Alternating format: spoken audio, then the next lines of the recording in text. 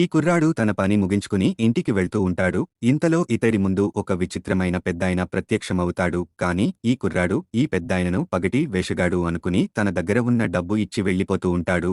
ఇంతలో ఈ పెద్దాయన మాయాచక్రాన్ని ఈ కుర్రాడి మీద ప్రయోగిస్తాడు. అప్పుడు ఈ కుర్రాడు వీడెవడో చేతబడి చేసే వాడిలా ఉన్నాడని భయపడి అక్కడ నుండి పారిపోతాడు.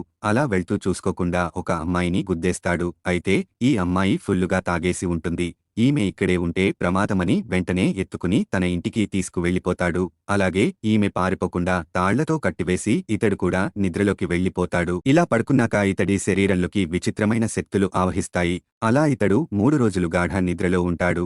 ఆ తర్వాత ఇతడికి మెలకువరాగా అక్కడ ఒక అమ్మాయి కట్టి వేశానని గుర్తు వస్తుంది. వెంటనే ఇతడు ఈ అమ్మాయి కట్లు విప్పగా ఈ అమ్మాయి వెంటనే నన్ను పెళ్లి చేసుకుంటావా అని అడుగుతుంది. అయితే ఈ కుర్రాడు ఈ అమ్మాయి జోక్ చేస్తుంది అని అనుకుంటాడు. కాని ఈమె నన్ను పెళ్లి చేసుకుంటే 5 కోట్లు ఇస్తానని చెప్తుంది. దీంతో ఇతడు వెంటనే పెళ్లి చేసుకోవడానికి అంగీకరిస్తాడు. అప్పుడు ఈ కుర్రాడు ఈమెతో పాటు ఈ అమ్మాయి ఇంటికి వెళ్లగా ఈమె తండ్రి తన కొడుకుకి మార్షల్ ఆర్ట్స్ శిక్షణ ఇస్తూ ఉంటాడు. అయితే ఈ కుర్రాడు వీళ్లు చేసే ప్రాక్టీస్లో లోపం ఉందని గుర్తిస్తాడు.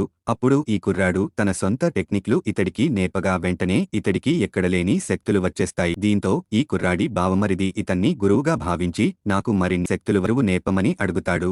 అలాగే ఇతడు ఈ కుర్రాడికి తన కుటుంబ పారంపర్య ఖడ్గాన్ని తెచ్చి ఇస్తాడు. ఇందులోని ఖడ్గాన్ని ఇప్పటికీ ఎవరూ బయటకు తీయలేకపోయారని చెబుతాడు. దీన్ని నువ్వు తెరుస్తావని అనిపిస్తుందని చెప్తాడు. ఇదంతా చూసిన తండ్రి ఇతడు కేవలం సెక్యూరిటీ కుర్రాడు మాత్రమే, ఈ ఖడ్గాన్ని తీసేంత శక్తి అతనికి ఉండదని అంటాడు. ఇంతలోనే ఈ కుర్రాడు ఆ ఖడ్గాన్ని ఈజీగా బయటకు తీసేస్తాడు.